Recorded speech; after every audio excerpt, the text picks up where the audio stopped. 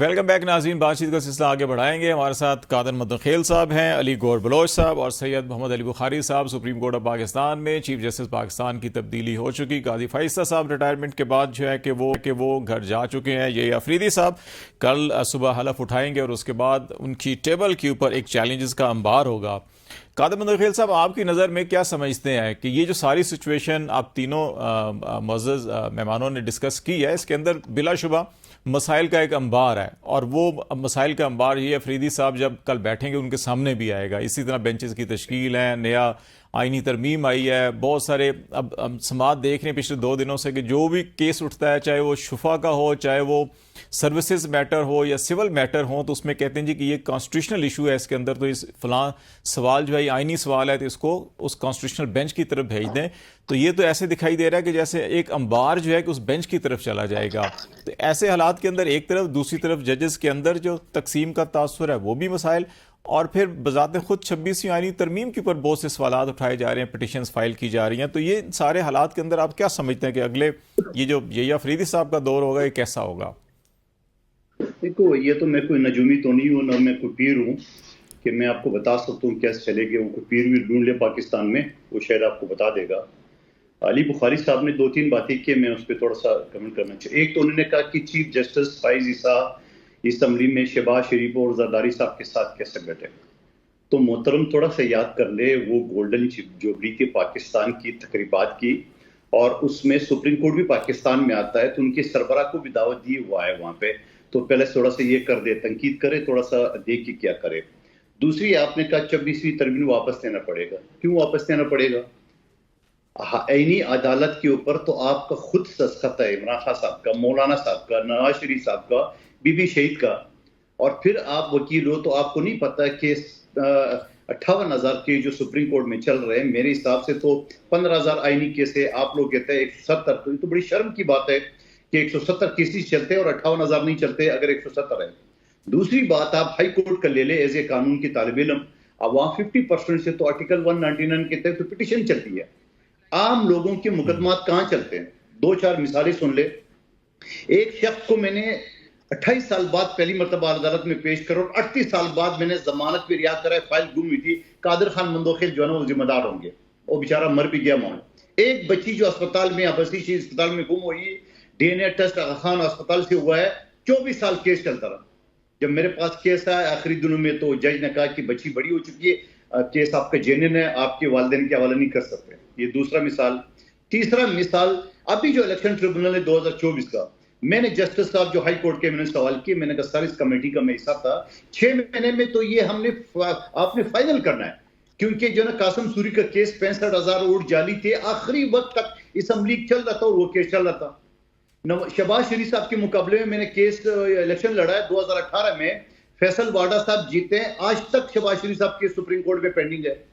2021 में मैं मिफ्ता इस्माइल साहब की जगह जीता, उस मिफ्ता इस्माइल का आज भी चल रहा है। तो मैंने हवाले दिए, तो उस जज साहब ने बड़ा खूबसूरत जवाब दिया है कि फिर आप मेरे चीफ जस्टिस के मुझे 10 किस्म केस न दे, तो मैं निपटो को। इसी वजह से हम कहते हैं कि उसको अलग कर दे, और ये आपका ख्याल है, ये आपका ख्वाब है कि ये वापस होगा, बल्कि मजीद बेहतरी की जरूरत पड़ी तो मजीद आईनी तरमीम भी आएगी।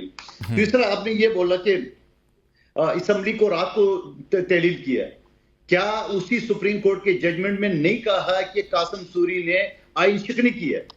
वही लोग तो मुतालबा कर रहे थे कि आर्टिकल 6 लगाना चाहिए, लेकिन हम नहीं करते थे मुतालबा। क्या इससे पहले में 93 में नवाज शरीफ साहब की असम्बली बहाल नहीं हुई है सुप्रीम कोर्ट से?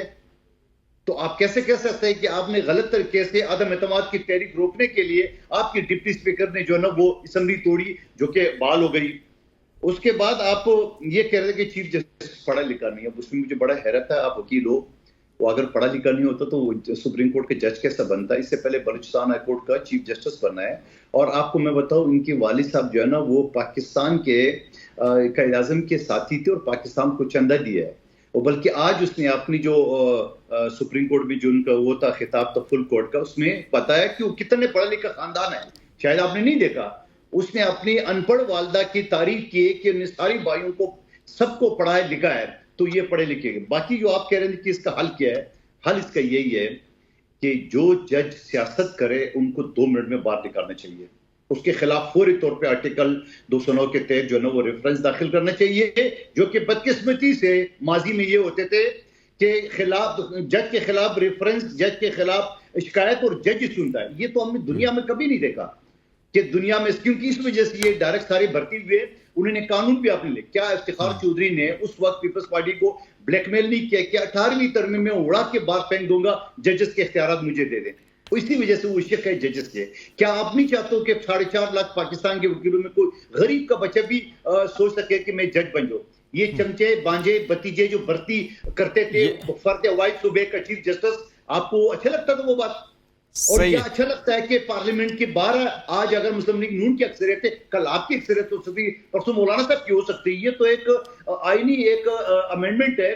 किसी भी हुकूमत की ज्यादा मेजोरिटी, उसके एमएनए ज्यादा होंगे, मेंबर ज्यादा होंगे। कल आपको हो सकता है, परसों एनपी का हो सकता है, अगले दिन हमारा हो सकता है, किसी का भी हो सकता है। वो होगा जिसके पास अक्सरियत है, चले वो कर लेगा। जरा अली गौर बलोच साहब, अली गौर बलोच साहब, मैं तरफ आपकी तरफ आ जाता हूँ। ये सवाल आज ये अफरीदी साहब ने जो खिताब किया था, उसमें जो एक चैलेंज जो मुझे नजर आ रहा है बड़ा, उन्होंने कहा कि पार्लियामेंट, हुकूमत और अदलिया के बीच जो इख्तियारात की आईनी तकसीम का असूल है, उस पर हमें अमल दरामद को यकीनी बनाना होगा।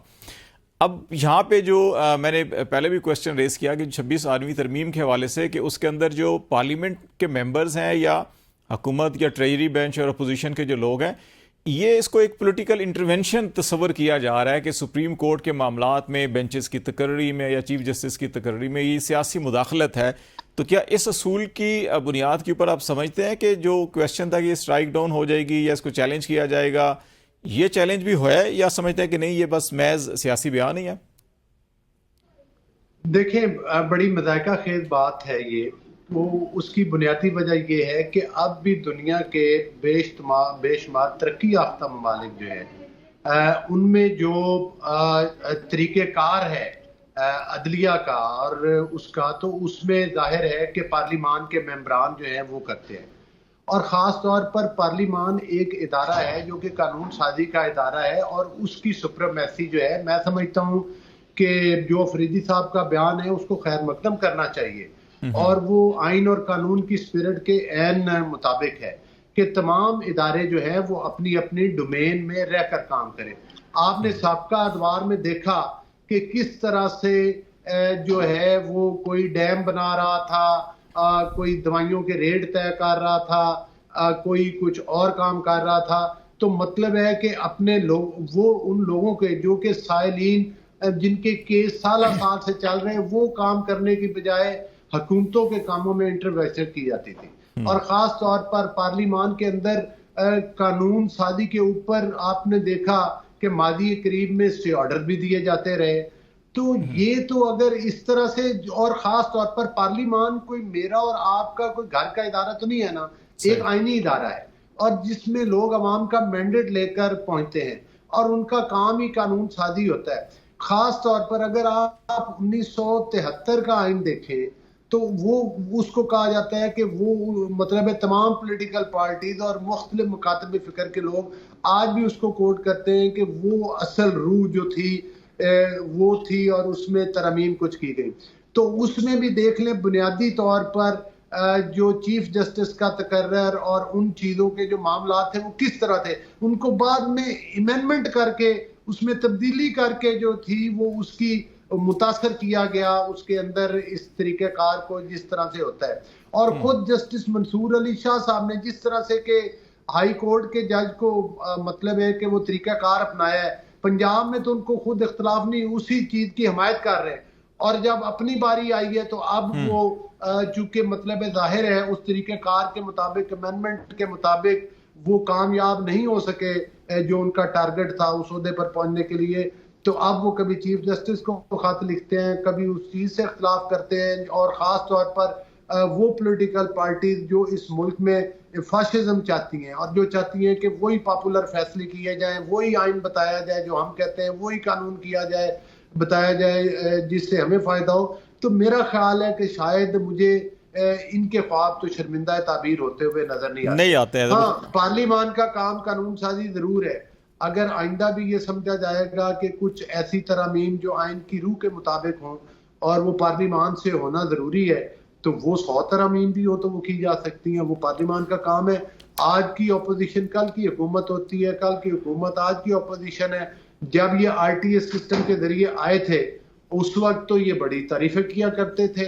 जब सूरी को स्टे ऑर्डर पे बिठाया था उन जजेस को तो बड़ा अप्रिशिएट करते थे कि इनकी धांधली जो है वो डिस्क्लोज ना हो। तो आज अगर काजी फायज ईसा जैसा बंदा आज जिसने इनकी गालम गलूज भी सोशल मीडिया पे बर्दाश्त की और उस टोले को भी किसी हद तक रोका जो कि फाशिज्म का शिकार हो चुका था सुप्रीम कोर्ट के अंदर, तो मैं समझता हूं कि ये फरीदी साहब का एक छोटे सूबे के साथ वो पहले चीफ जस्टिस भी रह चुके हैं केपीके के, इस लिहाज से तो खुशाइंद है को कि शायद जो एक होगा। मोनोपोली जरा चल रही मैं थी, बुखारी साहब आपकी तरफ भी आ जाता हूँ, जरा ये जरा बताइएगा कि जो आप एक मोनोपोली चल रही थी उससे हट के मैं समझता हूँ केपीके की नुमाइंदगी हुई है, तो मैं समझता हूँ ठीक कि है। बड़ा खुशाइंद काम है। ठीक है बुखारी साहब आपको क्या नजर आता है कि चैलेंजेस अफरीदी साहब की टेबल पे क्या होंगे और उनसे किस तरह से जो है कि निपटा जा सकता है ऐसे तरीके से? देखिए सर, बहुत ज्यादा चैलेंजेस हैं। जो गंद कर गए हैं काजी फायज ईसा साहब, इसको धोते हुए बहुत मेहनत चाहिए, बड़ी ऑनेस्टी चाहिए, बड़ी डिग्निटी चाहिए। मेरे लिए दोनों बड़े काबिल एहतराम भाई हैं, गौर साहब भी और मंदोखेल साहब भी। मैं वन बाय वन बड़े शॉर्ट टाइम पे एड्रेस करता चलूं। सर मुझे पता है कि काजी फायज ईसा को बुलाया गया था 50th कॉन्स्टिट्यूशन एनिवर्सरी के लिए, उसमें 16 जजेस और को भी बुलाया गया था, और 75 साल तक की तारीख में कभी भी कोई भी नहीं है। उस टाइम ये चीफ जस्टिस भी नहीं थे, नंबर 1। नंबर 2 चीज, इनके खानदान का जिक्र किया, इनका आपने जिक्र किया, बड़ी तारीफें कर दी। मुझे खुशी होती है कि अगर आप बेनजीर भुट्टो या जुल्फकार अली भुट्टो की इतनी तारीफ करते, लेकिन अर्ज यह है कि आपके अपने लीडर चौधरी एतजाज एहसन साहब ने जो मीडिया में इनके बारे में कहा, जिन्होंने इनको प्रपोज करके लगवाया, इफ्तिखार चौधरी साहब ने जो इनके बारे में कमेंट्स दिए, वो सबके सामने, मैं नहीं कह रहा हूं, आपकी पार्टी की बहुत सीनियर एतजाज एहसन साहब चौधरी इफ्तिखार साहब की बात करते जा रहे हैं। और चौधरी इफ्तिखार साहब के बारे में आज खुद जो उन्होंने फरमा दिया कि वो कितने ऑब्लाइज हैं उनसे, उन्होंने जो इनके बारे में अल्फाज कहे थे वो चौधरी एतजाज एहसन साहब से सुन लीजिएगा, आपको दूध का दूध और पानी का पानी हो जाएगा अगर कोई गलत फहमी हो। वो जिन्होंने सुप्रीम कोर्ट में कुर्सियां फेंकी वो तो बड़े शरीफ थे। वो जो बेनजीर भुट्टो और नुसरत भुट्टो की तस्वीरें फेंका करते थे वो बड़े शरीफ थे। Mehran bank scandal, yellow cab scandal, Taj company scandal, वो तो बड़े ही शरीफ थे। जो कहते थे बड़े भाई को छोटा भाई, बड़े भाई कह रहे हैं जज साहब को क्यूम को कि भाई डोज फुल दे दो, वो तो बड़े शरीफ थे। जो लोग बेनजीर भुट्टो को 6-6 दिन कैद में रखने के लिए अदालतों में रखते थे वो तो बड़े शरीफ थे। 10 साल जरदारी को कैद में रखा जिन्होंने, वो तो बड़े शरीफ थे। भाई ऐसे नहीं होता।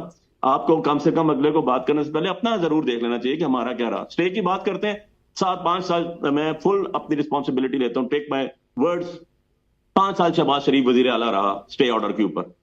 और ये जो बार बार 2018 की बात कहते हैं, जरा करेक्ट कर लें अपनी फिगर्स। 2018 में सिर्फ 14 पिटिशन हुई थी, कितनी? 14। दोबारा देख लीजिएगा जाके एक दफा। आज 167 पेंडिंग पड़ी हुई है। और फॉर्म 47 के जिन्होंने 47 के जिन्होंने फैसले करने थे, हम तो कहते हैं असेंबली जायज नहीं है, 17 सीटों पे जीता हुआ बंदा बैठा हुआ है और वो उठा के असेंबली में अमेंडमेंट्स कर रहे हैं। इस अमेंडमेंट जो है इसका इख्तिताम वही होगा जो 8th अमेंडमेंट का हुआ था, इसका अंजाम वही होगा जो 8th अमेंडमेंट का हुआ था। आप देख लीजिएगा, ये एक नासूर है जो बह रहा है अभी खून। ये आपको पता चलेगा कुछ दिनों बाद कि इसमें क्या क्या कुछ हुआ है, इसके साथ कौन कौन बेनिफिशियरी है। एक सवाल और पैदा होता है बुखारी साहब, आप देख लें, आप दूर ना जाएं sir. Let me finish 2 parts में सिर्फ जल्दी बात कर देता हूं कि आज फायज ईसा साहब जनाब वहां पर बैठ के जा रहे हैं, अपना आखिरी वो तकरीर कर रहे हैं, इधर से मियां नवाज शरीफ साहब बाहर जा रहे हैं। टाइमिंग्स तो देख लें यार जरा। बात यह है कि ऐसे नहीं होता। मैंने पहले भी कहा था, दोबारा रिपीट कर रहा हूं बात, आप लोगों की आंखों में धूल नहीं झोंक सकते। आपने कहा बंदयाल साहब ने हमें तो कोई बेनिफिट नहीं दिया, हमें तो नुकसान दिया। आप लोगों को बता दें कि आप लोगों को जो है वो जितने भी जजेस गुजरे, जस्टिस गुजरे, आपने कहा सिविलाइज्ड मुल्क, सिविलाइज्ड कौम, कहां सिविलाइज्ड कौम में जो है वो अदलिया और एग्जेक्टिव्स इकट्ठे होते हैं, या अदलिया जो एग्जेक्टिव्स की ताबे होती है। आपने कॉमनवेल्थ की बात की, चेक करके देख लें, मास वाइज साउथ अफ्रीका के, सिर्फ साउथ अफ्रीका के अलावा, वो भी वहां रेसिज्म था नेल्सन मंडेला के बाद, वहां पर कॉन्स्टिट्यूशन कोर्ट्स बनी, बाकी किसी कोर्ट में नहीं। और मैं वैसे अपनी फिगर्स बता दूं, आप जरूर वेरीफाई कीजिएगा, और मंदोखेल साहब आपको भी मैं कह रहा हूं जरूर वेरीफाई कीजिएगा, आप मेरे बड़े काबिल इज्जत भाई हैं, बड़े हैं। एक सवाल पैदा हो रहा है, फिर ब्रेक का टाइम भी हो रहा है, मैं वो सवाल जनरेट कर लेता हूं, आपके सामने रखता हूं, फिर मंदोखेल साहब और गौर बलोच साहब भी वो करेंगे कि ये जो एक खत लिखा गया मंसूर साहब की जानिब से भी आज, और इससे पहले 5 हाई कोर्ट के चीफ जस्टिस साहिबान ने एक बड़ी जामे रिपोर्ट दी थी फुल कोर्ट्स के बाद कि इंटेलिजेंस एजेंसीज और एग्जेक्टिव की इंटरफेरेंस मुसलसल हो रही है। और ये पाकिस्तान की तारीख है, इसमें हम मतलब कि कोई शक भी नहीं किया जा सकता कि हमेशा से ये इंटरफेरेंस होती रही है, दबाव अदालतों के ऊपर रहा है। इसके खात्मे के लिए जो अभी चैलेंजेस के अंदर जो मैं बात कर रहा हूँ, ब्रेक के बाद आप तीनों से मैं इसका जवाब लूंगा कि इसके लिए क्या समझते हैं कि सुप्रीम कोर्ट के अंदर एक एज ए इंस्टीट्यूशनल रिस्पांस जो जुडिशरी का होता है वो क्या होना चाहिए, और फिर एग्जेक्टिव की जो कोऑपरेशन है वो क्या होनी चाहिए, ताकि ये जो बैरूनी दबाव है वो निज़ाम इंसाफ के ख़ास लोगों के लिए तो सब कुछ मिल जाता है लेकिन आम आदमी को कुछ नहीं मिलता। इसके ऊपर हम ब्रेक के बाद बात करेंगे। नाज़रीन हमारे साथ